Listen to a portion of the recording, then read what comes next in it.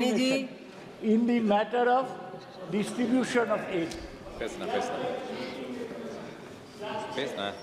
மாண்புமிகு அவைத்தலைவர் அவர்களே, பேரிடர் மேலாண்மை திருத்த மசோதா 2024 மீதான விவாதத்திலே பங்கு ஏற்பதற்கு வாய்ப்பளித்தமைக்காக நன்றி தெரிவித்துக் கொள்கின்றேன். பேரிடர் மேலாண்மை என்பது அவசரமான காலகட்டத்திலே அந்தந்த சூழலுக்கு தகுந்தாற்போல் முடிவெடுத்து துரிதமாக மேற்கொள்ள வேண்டிய பணி. இது ஒன்றிய அரசினுடைய ஒத்துழைப்போடு மாநில அரசு மேற்கொள்ள வேண்டிய பணி. இந்தியாவுடைய ஒவ்வொரு மாநிலத்திற்கும் ஒவ்வொரு வகையிலான இயற்கை புவியியல் அமைப்பிலானது. எனவே அந்தந்த மாநிலங்களுக்கு எந்த வகையிலான பேரிடர் மேலாண்மையை மேற்கொள்ள முடியும் என்பதை அந்தந்த மாநில அரசினுடைய கட்டுப்பாட்டிலே இருப்பதுதான் உகந்ததாக இருக்க முடியும். ஆனால் இந்த மசோதா ஒன்றிய அரசுக்கு அதிகாரங்களை குவித்து மாநில உரிமைகளை பறிக்கக்கூடிய வகையில் இருக்கின்றது. இது கூட்டாட்சி தத்துவத்திற்கு எதிரானது. அதேபோல் இந்த மசோதா அதிகப்படியான அதிகாரங்களை வழங்குகிறது. இப்படிப்பட்ட அதிகப்படியான அதிகாரங்கள் குழப்பத்தை ஏற்படுத்தக்கூடும். இப்படிப்பட்ட அதிகப்படியான அதிகாரங்களால் ஏற்படும் குழப்பம் மீட்பு மற்றும் நிவாரண பணிகளுக்கு இடையூறாக இருந்துவிடக்கூடும். அதுவும் பேரிடர் போன்ற அவசரமான காலகட்டத்தில் இது போன்ற குழப்பங்கள் பெரும் பாதிப்பை ஏற்படுத்தக்கூடிய வகையில் அமைந்துவிடும். இந்த மசோதாவின் மூலம் ஏற்படுத்தப்படும் தரவு தளத்தில் பேரிடர் மதிப்பீடு, நிதி ஒதுக்கீடு விவரம், செலவு போன்ற விஷயங்களை ஒன்றிய அரசு தீர்மானிக்கக்கூடிய வகையில் இது அமைந்திருக்கின்றது. நாம் கடந்த காலங்களிலே நாடு முழுவதும் பல்வேறு பேரிடர்களை சந்தித்திருக்கின்றோம். ஆனால் அத்தகைய பேரிடர்களுக்கு ஒன்றிய அரசு எப்படிப்பட்ட நிதி வழங்கியது என்பதை நாம் பார்த்திருக்கின்றோம். பேரிடர்களிலே கூட இந்த அரசு செய்யக்கூடிய அவமானகரமான அரசியலை இந்த நாடு பார்த்திருக்கின்றது. பாரதிய ஜனதா மற்றும் அதனுடைய கூட்டணி ஆட்சி செய்யக்கூடிய மாநிலங்களிலே பேரிடர்கள் ஏற்படும் போது ஒரு வகையான நிதியையும், எதிர்க்கட்சிகள் ஆட்சி செய்யக்கூடிய மாநிலங்களிலே பேரிடர்கள் ஏற்படுகின்ற போது பாரபட்சமான நிதியையும் ஒதுக்குவதை ஒட்டுமொத்த நாடும் பார்த்திருக்கின்றது. தமிழ்நாட்டில் தென் மாவட்டங்கள் கடந்த ஆண்டு ஏற்பட்ட வெள்ள பாதிப்புகளுக்கு தமிழ்நாடு அரசு கோரிய நிதியை ஒன்றிய அரசு இதுவரை வழங்கவில்லை. மாண்புமிகு ஒன்றிய நிதியமைச்சர் வருகை என்று பார்வையிட்டார். ஒன்றிய அரசினுடைய குழுக்கள் எல்லாம் வருகை என்று பார்வையிட்டார்கள். ஒன்றிய அரசு இது பெரும் சேதம்தான் என்பதை ஒப்புக்கொண்டது. இருப்பினும் எங்களுடைய தமிழ்நாடு முதலமைச்சர் அவர்கள் கோரிக்கை வைத்த நிதி இதுவரை விடுவிக்கப்படவில்லை. கடந்த அக்டோபர் மாதம் 1ஆம் தேதி வரை இந்தியா முழுவதும் 14 மாநிலங்கள் புயல் மற்றும் வெள்ளத்தால் பாதிக்கப்பட்டிருக்கின்றது. இதற்காக பேரிடர் நிவாரண நிதி வழங்கப்பட்டிருக்கிறது. இதில் குஜராத்திற்கு 600 கோடியும், மகாராஷ்டிராவுக்கு ரூபாய் 1492 கோடியும், ஆந்திராவுக்கு 1200 கோடியும் வழங்கப்பட்டிருக்கிறது. ஆனால் தமிழ்நாட்டிற்கும் கேரளாவிற்கும் பேரிடர் நிவாரண நிதியிலிருந்து இதுவரைக்கும் ₹1 கூட வழங்கப்படவில்லை. நாங்கள் ஒன்றிய அரசால் வஞ்சிக்கப்பட்டு கொண்டிருக்கின்றோம். இப்படி இருக்கும் நிலையிலே உங்கள் கையில் அதிகாரங்கள் குவிக்கப்படுவதை நாங்கள் எப்படி அங்கீகரிக்க முடியும்? இப்போது கூட தமிழகத்தில் திருவண்ணாமலை மாவட்டம், விழுப்புரம், கிருஷ்ணகிரி, கள்ளக்குறிச்சி, கடலூர், தருமபுரி உள்ளிட்ட பல மாவட்டங்கள் பெஞ்சல் புயல் பாதிப்படைந்திருக்கின்றன. ஆனால் ஒன்றிய அரசு இதுவரை என்ன நடவடிக்கை எடுத்து என்ன சிறப்பு நிதியை அதற்காக ஒதுக்கியிருக்கின்றது? ஒன்றிய அரசு எங்களுடைய தமிழ்நாட்டின் நாடாளுமன்ற உறுப்பினர் எழுப்பிய கேள்விக்கு எழுத்துப்பூர்வமான பதிலை வழங்கியிருக்கின்றது. பேரிடர் நிவாரண நிதியிலிருந்து தமிழ்நாட்டுக்கு இந்த நிதியாண்டில் ₹1 கூட தரப்படவில்லை என்று மாநில பேரிடர் நிதியிலிருந்து என்றும் மாநில பேரிடர் மேலாண்மை நிதியிலிருந்து தமிழ்நாட்டுக்கு ₹1260 கோடி ஒதுக்கப்பட்டிருந்தும் இதுவரை முதல் தவணைகள் கூட விடுவிக்கப்படவில்லை. அதே சமயம் ஆந்திரா, அசாம், பீகார், தெலுங்கானா உள்ளிட்ட மாநிலங்களுக்கு 2ஆம் தவணை வரை விடுவிக்கப்பட்டிருக்கின்றது.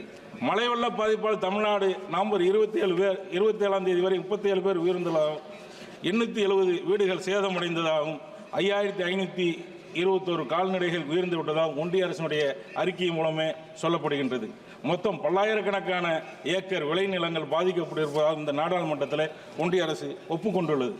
நம்முடைய மாண்புமிகு நிதி அமைச்சர் அவர்கள் தேசிய பேரிடர் நிவாரண நிதியிலிருந்து மட்டும் ₹276 கோடி வழங்கியிருப்பதாக தன்னுடைய பதிலிலே தெரிவிக்கின்றார்.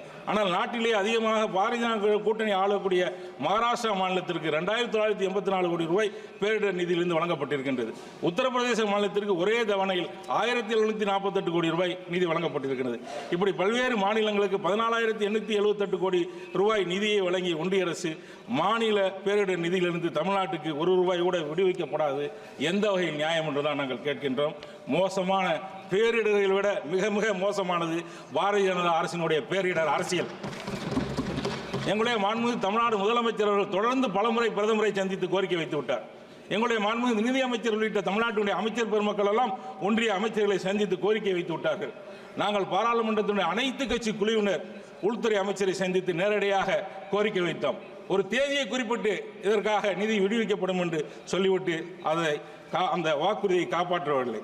அதனால்தான் இதுவரை இந்த ஒன்றிய அரசுடைய பாரபட்சமான பார்வை நாட்டின் கூட்டாட்சி தத்துவத்துக்கு எதிரானது.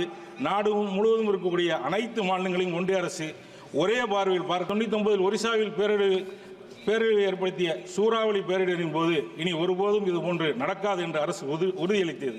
2001 குஜராத்திலே பூகம்பம் உயிர்களை சிதைத்த போது இனி நாம் முன்னெச்சரிக்கையோடு இருப்போம் என்று அரசு தெரிவித்தது. 2004 சுனாமி பேரிடர் நம் கடலோர பகுதிகளை பேரழிவிற்கு உட்படுத்தியது நம்முடைய பேரிடர் மேலாண்மை மேம்படுத்தி ஆக வேண்டும் என்று உறுதியளிக்கப்பட்டது. ஆனால் தற்போது 20 ஆண்டுகளுக்கு பிறகும் கூட பெஞ்சல் புயல் பாதிப்பை ஏற்படுத்தியது வரை தொடர்ந்து பேரிடர்கள் நமக்கு ஒவ்வொரு பாடங்களையும் கற்பித்துக் கொண்டே இருக்கின்றது. இருந்தாலும் கூட இந்த மசோதா ஒன்றிய அரசுக்கு அதிகாரங்களை குவிப்பதிலே காட்டக்கூடிய ஆர்வத்தை பேரிலிருந்து நாம் பெற்ற பாடங்களுக்கு காட்டவில்லையோ என்ற அச்சத்தை நமக்கு ஏற்படுத்துகின்றது.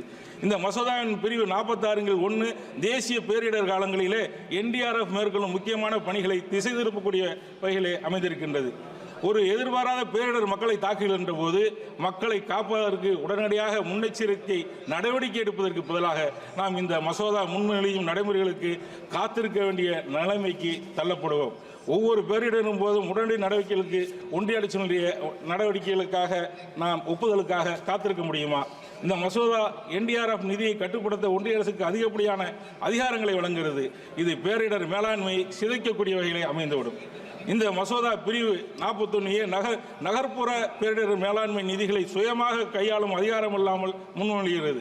மொத்த உள்நாட்டு உற்பத்தியில் 60% உருவாக்கும் நகர்ப்புற அமைப்புகளுக்கு 0.6% மட்டுமே ஒதுக்குவது ஏற்புடையதில்லை. பேரிடர் ஏற்பட்டால் மேற்கொள்ளக்கூடிய பணிகளை விட பேரிடர் ஏற்படாமல் தடுப்பதற்கு செய்யக்கூடிய பணிகளையும் இந்த அரசு ஆய்வு செய்ய வேண்டும். உலகில் நாம் வாழப்போகக்கூடிய இயல்பு வாழ்க்கையே பேரிடருக்கு நடுவில் தான் என ஜெனீவாவுடைய IPCC அறிக்கை நமக்கு எச்சரிக்கின்றது. ஜெர்மனியிலும் பெல்ஜியத்திலும் ஏற்பட்ட கனமழை மற்றும் அதனால் ஏற்பட்ட வெள்ள பாதிப்பை அறிவியலாளர்கள் பெரிதும் நம்பிக்கொண்டிருந்த பேரிடர்களை முன்கூட்டியே கணித்துவிடக்கூடிய அறிவியல் தொழில்நுட்பம் கூட இந்த வெள்ள பாதிப்பை கணித்திருக்க முடியவில்லை என்ற மிகப்பெரிய அறிவியல் தொழில்நுட்ப தோல்வி குறித்தும் நாம் ஆலோசிக்க வேண்டும். எனவே இயற்கை பேரிடர்களை கண்காணித்து எச்சரிக்கை செய்யக்கூடிய நடவடிக்கைகளை நம்முடன் எடுப்பதற்கு இருக்கக்கூடிய அறிவியல் தொழில்நுட்பங்களை நாம் இன்னும் மேம்படுத்தக்கூடிய வகையில் இன்றைக்கு காலகட்டத்துக்கு ஏற்படுவார். அந்த தொழில்நுட்பத்தை நாம் மேம்படுத்தி IPCC அமைப்பு ஜெனீவாவில் வெளியிட்ட அறிக்கையின்படி நாம் அந்த எச்சரிக்கையை நாம் முன்கூட்டி நாம் அதற்கான முன்னெச்சரிக்கை நடவடிக்கைகளை எடுக்க வேண்டும் என்று கேட்டு, இதுபோன்று எச்சரிக்கை நமக்கு விடுபட்டுக்கூடிய இந்த காலகட்டத்திலே நம்முடைய ஒன்றிய அரசு தொடர்ந்து ஹைட்ரோ கார்பன் திட்டங்களையும் அனல் மின் நிலையங்களையும் நிலக்கரி மற்றும் யுரேனிய சுரங்கங்களையும் திறப்பதிலே முனைப்பு காட்டி வருகிறது. இந்த மசோதாவில் உள்ள குறைகள் எல்லாம் களையப்பட வேண்டும்.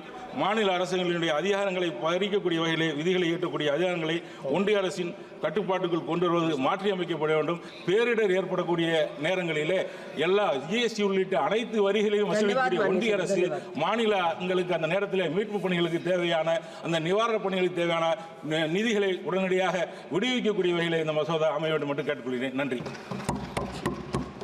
माननीय सदस्य विरितो फर्नांडिस जी।